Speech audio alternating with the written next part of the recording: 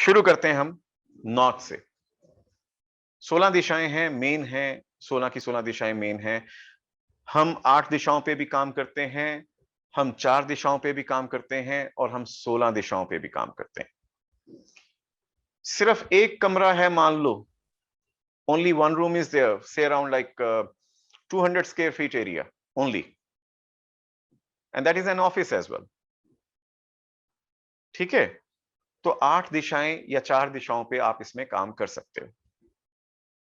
सबसे पहले 4 मेजर दिशाएं होती हैं, north, east, south and west. फिर बीच में 4 दिशाएं मेन जो आ जाती हैं। क्यों आ जाती हैं वो? क्योंकि वहां पे वास्तुदेव जी का सिर, लेफ्ट आर्म, राइट आर्म और पांव हैं। तो कौन सी दिशाएं आ गई? North east, south east, south west and north west. और इसके बीच में हमारी बाकी की 8 दिशाएं जो हैं वो आती हैं, जिसके अंदर अब इस पूरे 16 दिशाओं में जो ये चक्र बनता है 16 दिशाओं का हमारा, इसी में रजस, सत्व और तमस है। इसी में वात, कफ, पित्त है। बिल्डिंग में भी होती है। बिल्डिंग की भी हम प्रकृति देखते हैं कि बिल्डिंग की प्रकृति कौन सी है। वात ज्यादा है उसमें, कफ ज्यादा है उसमें, पित्त ज्यादा है उसमें। वात, कफ, पित्त क्या होता है ये तो पता होगा सभी को। ठीक है, चलो एनीवेज मैं आगे चल के इसको और डिस्क्राइब करूंगा। फिर टॉपिक आता है हमारा इसी के अंदर 45 देवताओं का स्थान। 45 देवताओं में 33 तो देवता हैं, 33 कोटि हमारे, और 12 असुर हैं।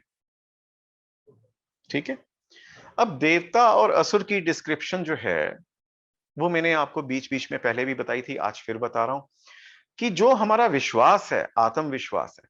एग्जाम्पल दे देता हूं कि देवता और दानव होते क्या हैं। जो हमारा आत्मविश्वास है वो देवता है, फेलियर ऑफ आत्मविश्वास दानव है। जहां पे डुअलिटी आ गई वो दानव है, जहां पर अविश्वास आ गया वो दानव है, जहां पॉजिटिविटी है वो देव है, और जहां पे नेगेटिविटी है वो दानव है। सिंपल। लेकिन जिस तरीके से उनको एनर्जीज में बांटा गया है, जब हम इसको स्टडी करेंगे आने वाले कुछ दिनों के बाद तो आपको समझ में आएगा कि हर देवता करता क्या है। क्योंकि देवताओं की अपनी ग्रिड बनती है। जैसे हमने 16 जोन्स की ग्रिड बनाई थी, उसी तरह से फिर हम देवता चक्र की भी ग्रिड बनाएंगे। ठीक है, तो मैं पूरी कोशिश करूंगा कि आप लोगों को बहुत अच्छे तरीके से मैं उसको समझा सकूं। अब वापिस आते हैं 16 दिशाओं पे। North, money and opportunities. Money and opportunities, इससे यह मत समझना कि पैसा अपने आप आ जाएगा। अरे बिना कर्म किए पैसा नहीं आएगा। लेकिन नॉर्थ दिशा जो कुबेर जी की दिशा है, ये हमें देती क्या है? ये हमें वो अपॉर्चुनिटीज देती है लाइफ में जिससे हम फायदा उठा सकें, उसको एनकैश कर सकें, जिसको हम बाद में किस में कन्वर्ट कर सकें? कैश में कन्वर्ट कर सकें। वो अपॉर्चुनिटीज हमें लाइफ में देती है जिससे हम अपनी लाइफ को सुंदर और बेहतरीन बना सकें। So that is what money and opportunities. North दिशा अगर बैलेंस्ड होगी तो जिंदगी में कभी भी आपको किसी पैसे के लिए या पैसों से भरी अपॉर्चुनिटीज के लिए दिक्कत नहीं आएगी। आपका क्लाइंट ये कहता है आपको कि भाई साहब मुझे नहीं पता क्या बात है, मेरे पास ना अपॉर्चुनिटीज ही नहीं आती, मतलब पैसा कमाने का कोई अवसर ही नहीं आता मेरे पास। मेरी दुकान में क्लाइंट ही नहीं आता। मेरी दुकान में क्लाइंट आता है, अब दुकान को हम फैक्ट्री भी कह सकते हैं, ऑफिस भी कह सकते हैं। बिजनेस में क्या होता है? दो चीजें बिकती हैं, या तो सर्विसेज या फिर प्रोडक्ट्स। ध्यान से समझिएगा प्लीज। अपनी सर्विसेज बेच के हम पैसा कमाते हैं, अपने प्रोडक्ट्स को बेच के हम पैसा कमाते हैं। तो यहां से हम देखते हैं कि अगर वो बैलेंस्ड है तब तो ठीक है, इम्बैलेंस्ड है किसी भी फॉर्मेट में, चाहे वो ऊपर चली गई एनर्जी चाहे वो नीचे आ गई, इम्बैलेंस मींस इम्बैलेंस। क्लाइंट क्या बोलेगा आके, मेरी दुकान पे क्लाइंट नहीं आता, ग्राहक नहीं आता, मैंने सारा सामान डाला हुआ है, क्वालिटी अच्छी है, प्राइस कम किया हुआ है, फिर भी मेरा सामान नहीं बिकता। क्लाइंट आता है पर सामान खरीदता नहीं है। अब देखो, आप कभी गौर करना, कभी किसी दुकान पे जाते हो, उसका वास्तु इतने अच्छे ढंग से किया होता है कि आप हैरान हो जाते हो कि आप सिर्फ 2 चीजें लेने गए थे, लेकिन आपने एक बजट तय किया था अपना कि मैं 300-500 रुपए से या 1000 रुपीज से ज्यादा का सामान खरीद के नहीं लाऊंगा, this is my budget for this month, but the vastu is so good of that particular shop, you went there, you start buying the things and you forget about your budget, और आपने 3-4 हजार रुपए का सामान खरीद लिया। होता है ना ऐसा, कभी कभी हुआ होगा, हर एक के साथ होता है कहीं ना कहीं। और कभी कभी हम ऐसी दुकान पे जाते हैं कि हमें इतनी जरूरत का सामान लेना होता है, लेकिन हम उस सामान को नहीं ले पाते और खाली हाथ या दूसरा सामान खरीद के वापस आ जाते हैं। So that is also the effect of vastu.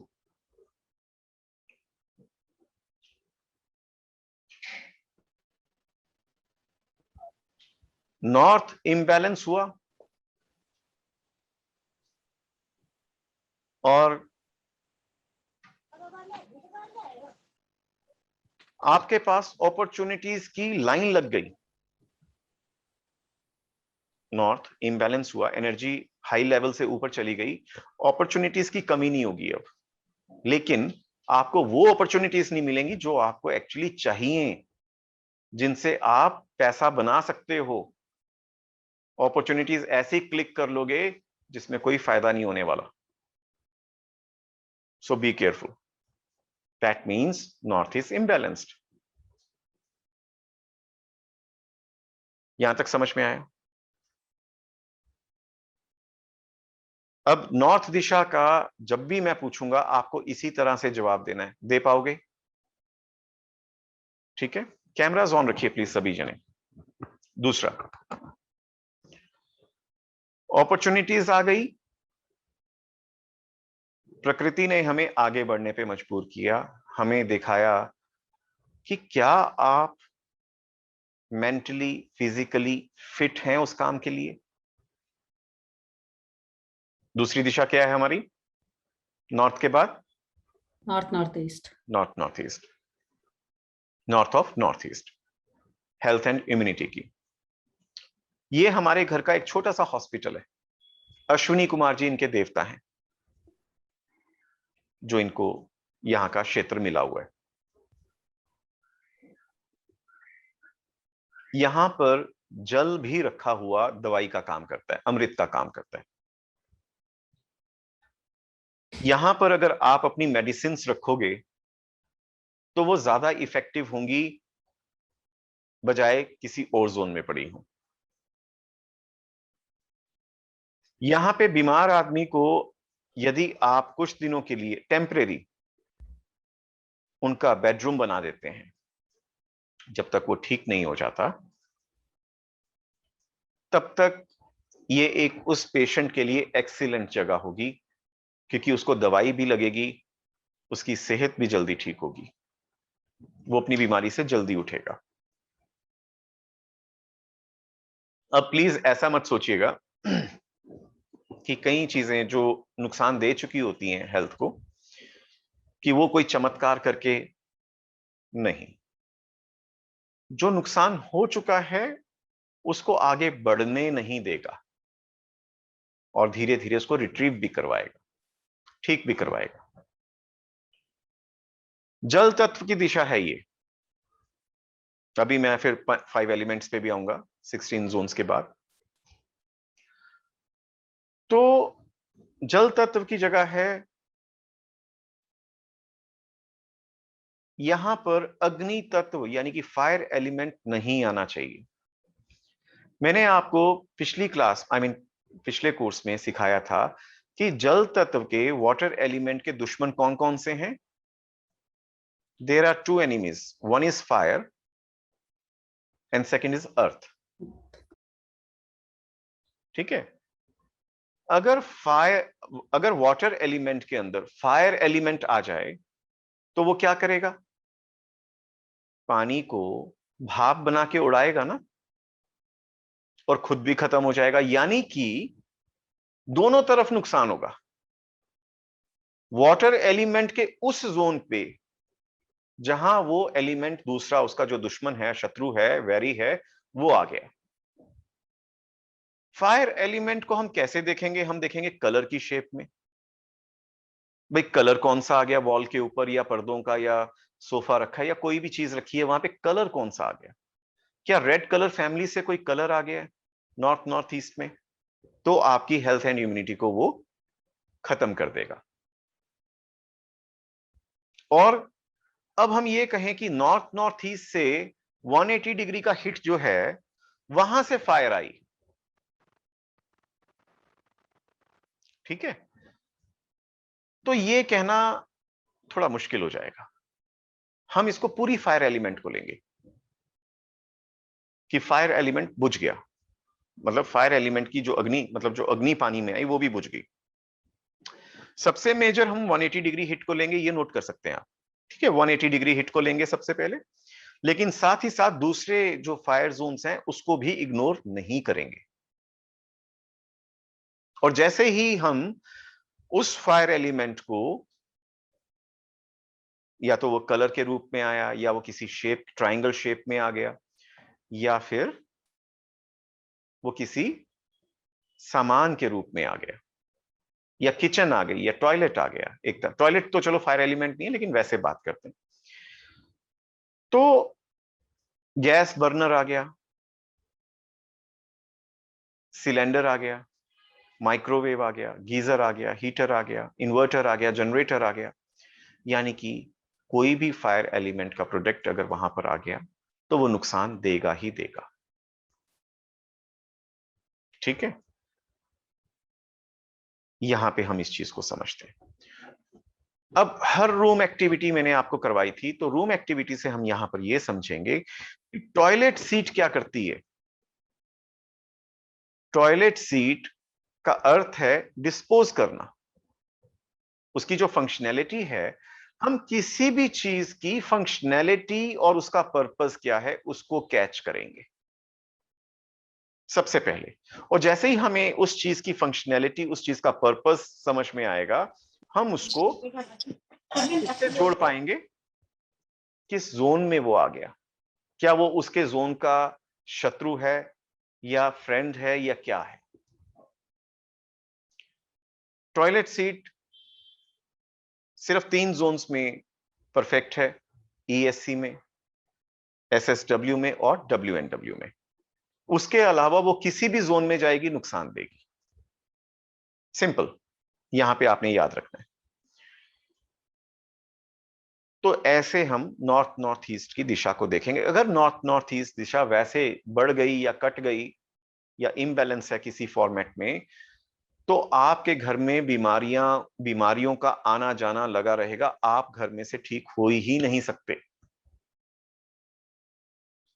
घर में यदि ऐसा हो रहा हो कि बीमारियां एक के बाद दूसरी, दूसरी के बाद तीसरी, या बीमारियों के ऊपर ज्यादा पैसा खर्चा किया जा रहा हो, तो समझ लेना NNE is problematic at your home. तीसरी दिशा नॉर्थ ईस्ट। नॉर्थ ईस्ट क्या है? Mind and clarity.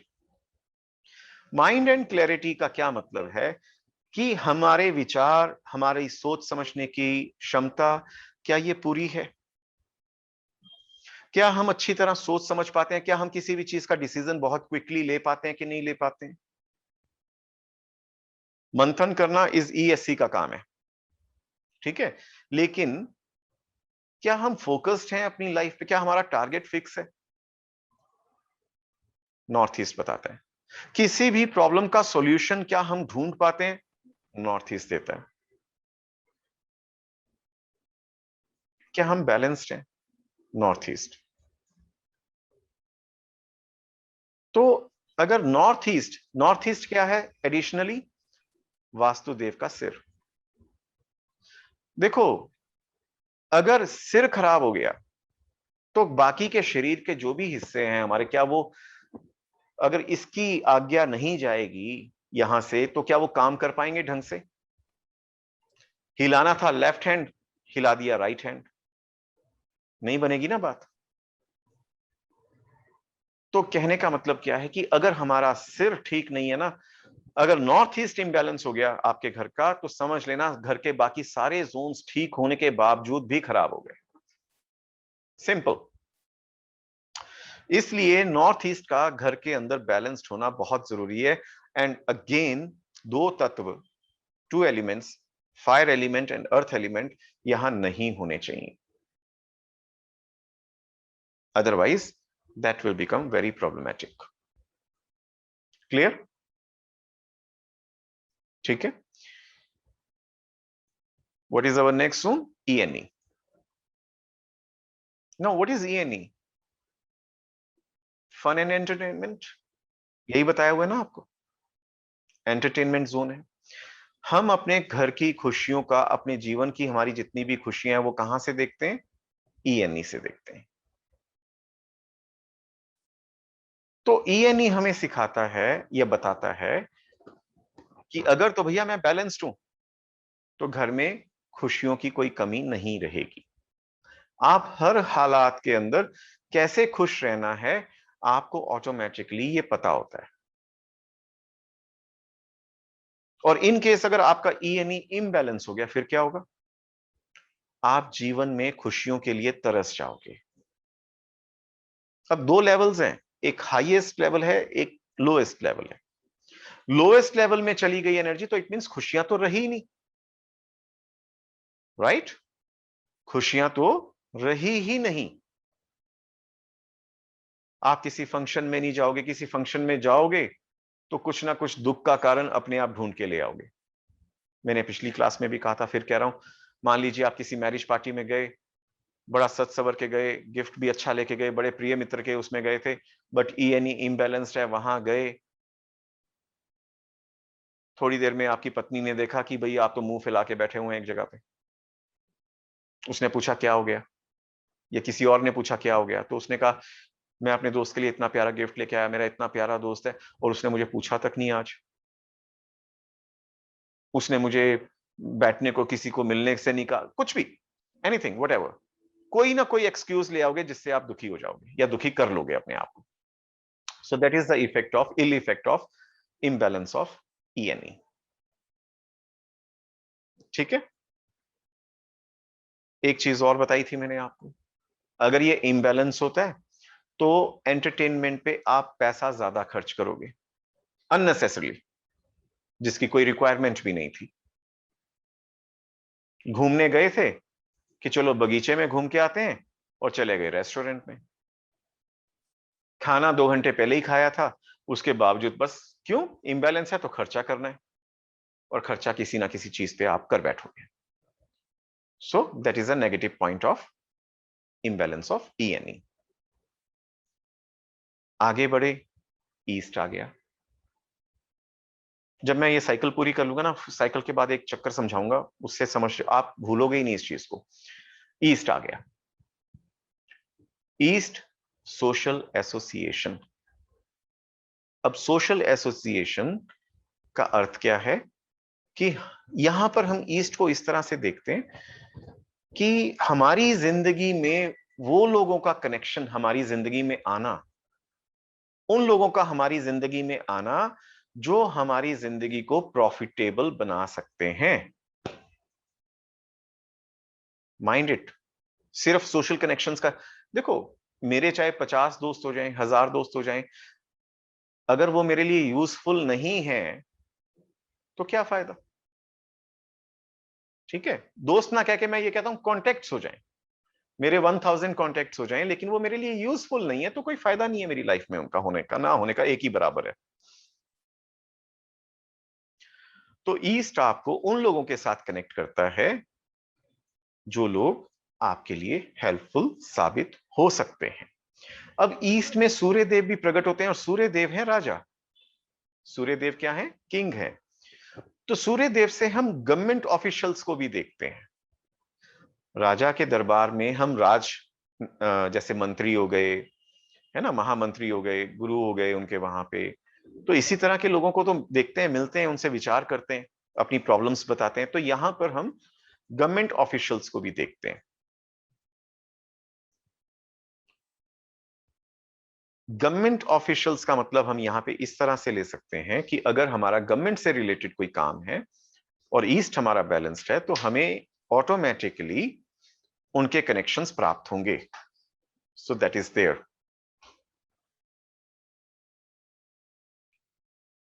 Sorry, east अगर इम्बैलेंस हो गया तो हमारा सोशल सर्कल जो है कहां से शुरू होता है?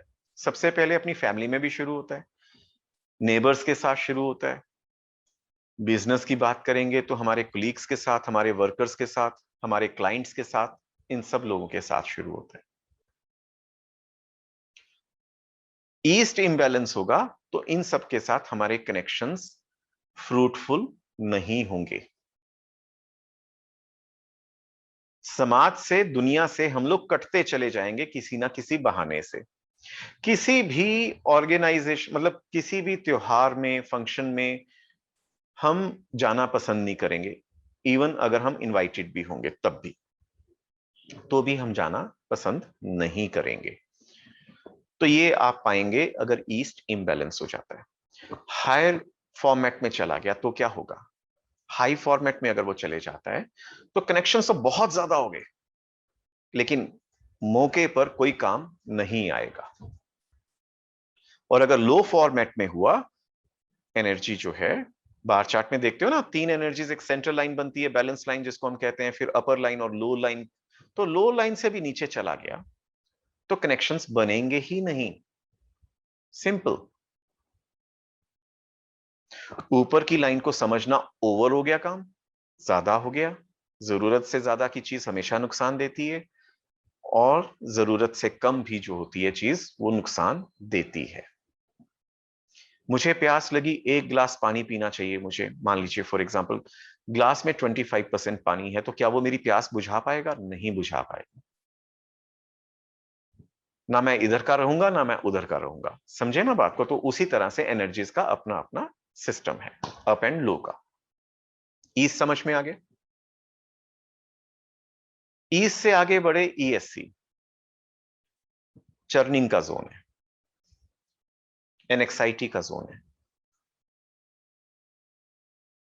किसी भी काम को पूरा करने के लिए यदि हमारे सोच विचार में कमी होगी, हम उस काम के बारे में हर चीज का डिसीजन नहीं ले पाएंगे। हमने एक प्लानिंग करनी है। आप एक आर्किटेक्ट हैं, इंटीरियर डेकोरेटर हैं, इंटीरियर डिजाइनर हैं, आपको एक मकान को डिजाइन करना है। आप हर कमरे से शुरुआत करोगे, छोटी छोटी चीजों का ख्याल रखोगे।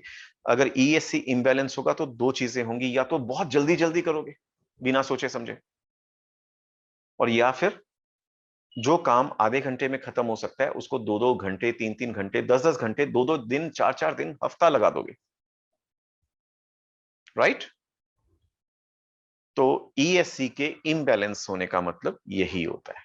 बैलेंस होगा तो आप सही तरीके से मंथन करते हुए बहुत अच्छे तरीके से डिसीजन ले पाओगे, और इम्बैलेंस होगा तो उसको करने में बहुत टाइम लगा दोगे, या फिर बहुत क्विकली करोगे और वो नुकसान दे जाएगा।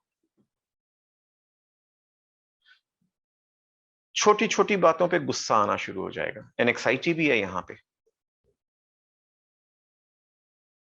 एनेक्साइटी यानी कि हेल्थ इश्यूज। तो ईएससी से भी हम हेल्थ इश्यूज को देखते हैं। एक वुमेन है, प्रेग्नेंट है, ईएससी में बेडरूम आ गया, क्या वो, आपको नहीं लगता अगर इंबैलेंस हुआ ईएससी, हर वक्त उस बेचारी के दिमाग में एनेक्साइटी, चर्निंग वगैरह कुछ ना कुछ चलता रहा, तो किस चीज का डर रहेगा? एबॉर्शन का। यहां पे आपको एक नया पॉइंट मिला साथ में, एबॉर्शन ईएससी से होता है। ईएससी की एंट्रेंस भी जो है वो गलत होती है।